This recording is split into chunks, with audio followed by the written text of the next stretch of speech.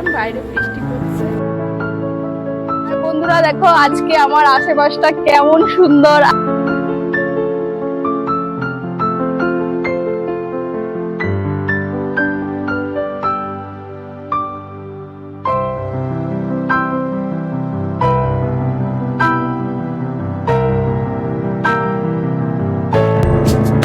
Hello বন্ধুরা, আমি রিমা।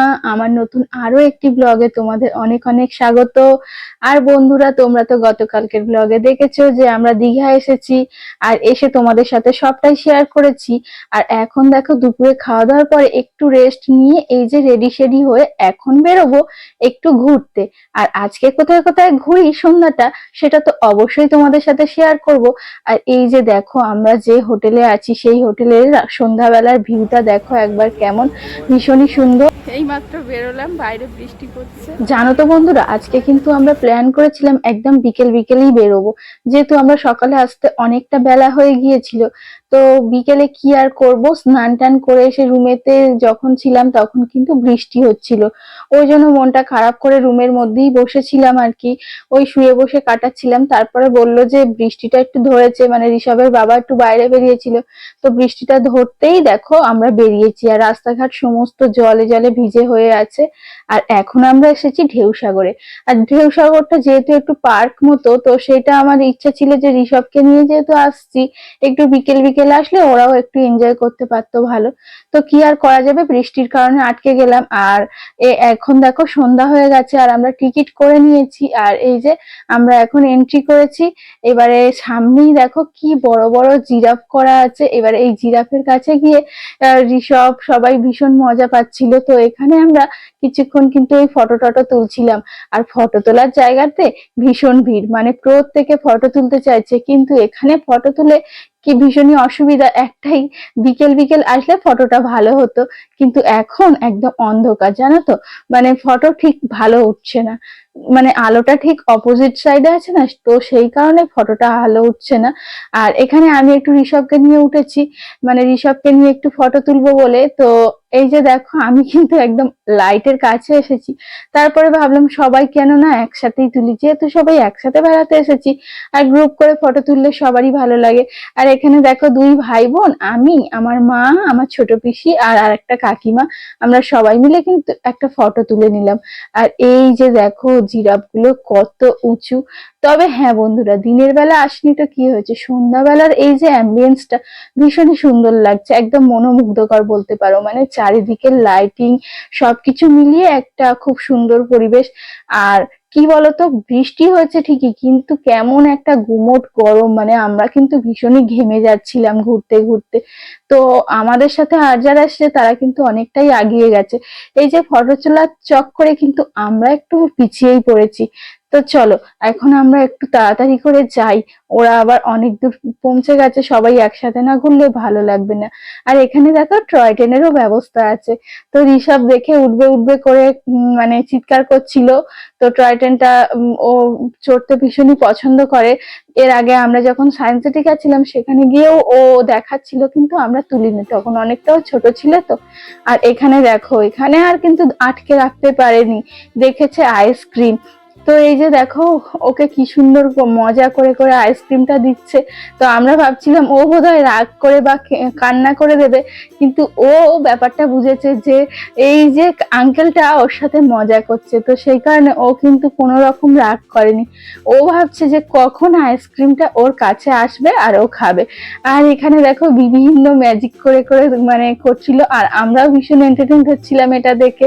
আর ঋষভের expression সবকিছু মিলিয়ে আমরা কিন্তু মানে বেশ কিছুক্ষণ এখানে দাঁড়িয়েছিলাম, আর সবাই কিন্তু ভীষণ খুশি হয়েছে জানো তো। আর এই যে দেখো, এবার ভাবছি এবার বোধহয় ধরে নেবে আইসক্রিমটা দেবে, কিন্তু না, অনেকটা মানে বুদ্ধি খাটিয়ে কিন্তু এনারা এই আইসক্রিমটা দেয়। তো ঋষভের বাবা বলছিল যে আমাকে খাওয়ার কথা আইসক্রিমটা। কি বলবো, এক একটা আইসক্রিমের দাম যা নিচ্ছে এখানে, মানে কি বলবো, পর্যটক দেখে বোধহয় এনারা ভীষণ দাম বলে, বা অনেকটা টাইম এরা যে তোমাদেরকে এন্টারটেনমেন্ট করছে, তো এটার জন্য হয়তো একটু দাম বেশি নিচ্ছে। যাই হোক, একটু কম প্রাইসের মধ্যে হলে আমি ভীষণ খুশি হতাম। দামটা একটু বেশি নিয়েছে এখানে। আর এই যে দেখো, এখনো কিন্তু ঋষভকে আইসক্রিমটা দিল না। আর এবার কিন্তু ঋষভ একটু মানে রেগেই মতন যাবে, কিন্তু ওই যে নেবে কি নেবে না বুঝতে পারছে না, কিন্তু আস্তে আস্তে হাতটা বাড়ালো, কিন্তু তবুও দিল না এই আঙ্কেলটা। ও হয়তো মনে মনে ভাবছে আঙ্কেলটা ভীষণ দুষ্টু।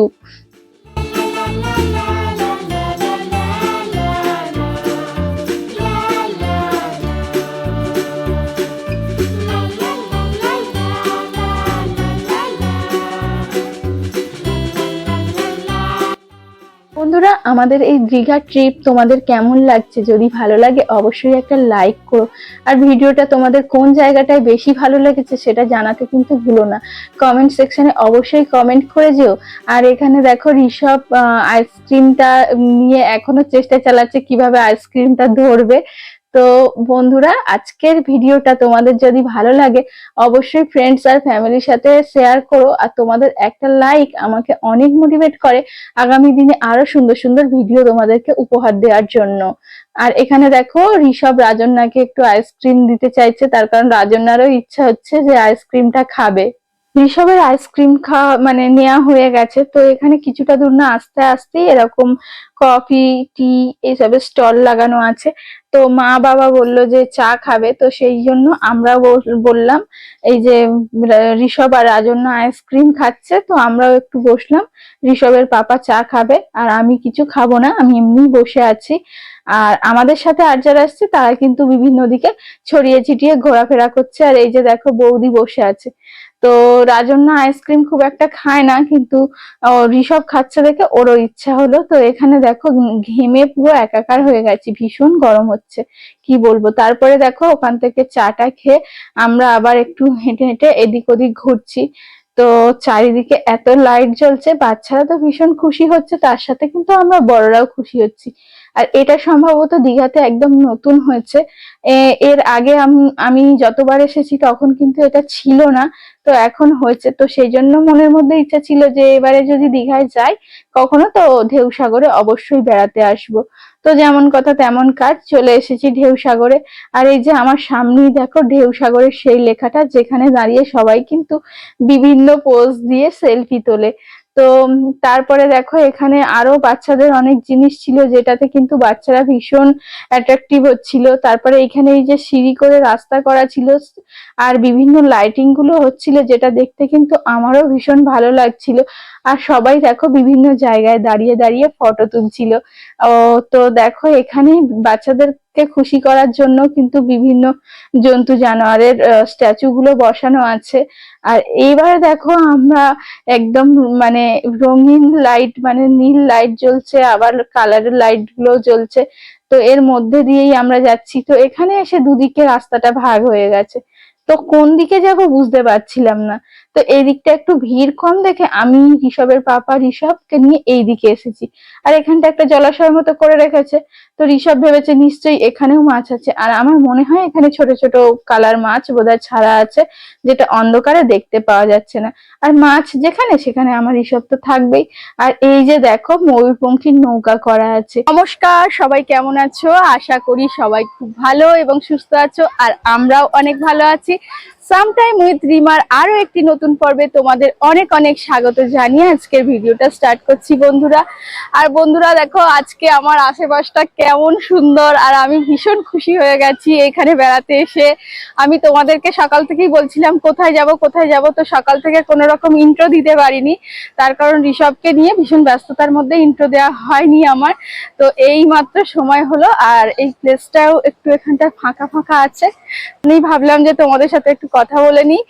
তো দেখো এই যে আমার এখানে পিছনে বিশ্ব বাংলার করা আছে, অপোজিট সাইডে পুরো একটা ময়ূরপঙ্খী জাহাজ আছে। তো এইগুলো দেখতে ভীষণ ভালো লাগছে। আর সন্ধ্যাবেলা এসেছি না, চারিদিকে এত লাইট টাইট জ্বলছে, তো সেই কারণে আরো ভীষণ ভালো লাগছে। তো চলো এখানে কি কি ঘুরছি দেখছি সবটাই তোমাদের সাথে শেয়ার করব। ভিডিওটা দেখতে থাকো বন্ধুরা। আর যদি তোমাদের ভিডিওটা খুব ভালো লাগে তো অবশ্যই একটা লাইক, কমেন্ট এবং সাবস্ক্রাইব করতে ভুলো না। বন্ধুরা কিছুটা দূর আগাতেই না ওই যে দুটো সিঁড়ি দেখলে বাঁ দিক ডান দিক দিয়ে, তো যেদিক দিয়ে ওঠো না কেন দুটো সিঁড়ি আবার একটা জায়গায় এক হয়েছে। আর এসেই দেখছি এই যে ময়ূরপঙ্খী জাহাজটা, তো যেটা দেখতে কিন্তু ভীষণই ভালো লাগছে। আর আমার মনে হয় ঢেউ সাগরের এটাই একটা মেন আকর্ষণ, যেটা কিন্তু একদম ভীষণই সুন্দর দেখতে লাগছে। আর যেহেতু অন্ধকারে না আমি বুঝতেই পারিনি যে পিছনে সমুদ্রটা আছে। এখানে দেখো সবাই ফটো টটো তুলছে, তো আমিও ভাবলাম যে আমরাও কিছু ফটো তুলবো এই যে জাহাজের সামনে, কিন্তু ফটো আর তোলা হলো না।